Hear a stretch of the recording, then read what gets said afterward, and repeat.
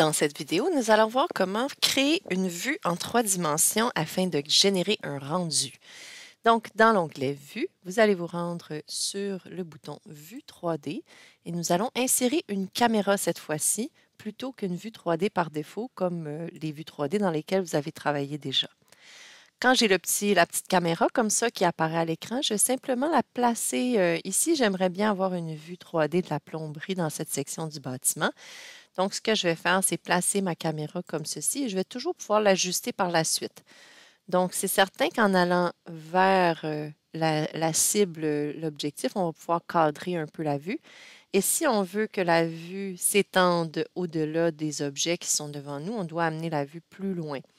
Maintenant, vous pourriez la mettre ici et ajuster par la suite. Donc, je vais faire ça pour vous montrer qu'est-ce que ça donne. Si jamais vous avez une vue 3D qui apparaît comme ceci, ça veut dire que les petits ajustements sont à faire. Donc, je clique et la vue 3D 1 se nomme par elle-même, elle se crée par elle-même.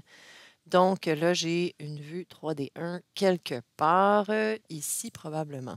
Parce qu'elle n'est pas vraiment, on n'a pas indiqué là, ce qu'on voulait comme discipline exactement. On l'a mis sous plomberie, mais il y a toujours la sous-discipline qui doit être identifiée. Alors là, vous voyez que la vue n'est pas assez profonde pour voir tous les éléments. Alors, ce que je fais, c'est que j'ajuste la vue. Et si vous ne voyez pas le cadre, il s'agit simplement de cocher les boîtes étendues dans les propriétés, donc zone cadrée visible et délimitation éloignée. Présentement, la boîte à cocher délimitation éloignée fait en sorte qu'on a les objets qui sont plus éloignés ne sont pas visibles, alors on ne veut pas délimiter. Vous voyez, maintenant on voit le coin du mur, on voit plus loin, on voit une hotte, etc. Pas une hotte, mais un élément de ventilation. Donc ici, nous avons la petite vue. Vous pourriez changer cette vue-là, l'agrandir, tout ça. Et on va aller modifier aussi des paramètres de visibilité parce que ce que j'aimerais bien, c'est enlever le mur de la salle de bain qui est entre les deux pour le rendu.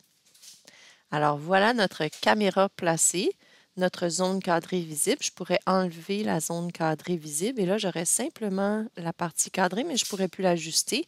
Donc, en cliquant dans la boîte à cocher zone cadrée visible, je vais être en mesure d'ajuster le cadrage de ma vue 3D.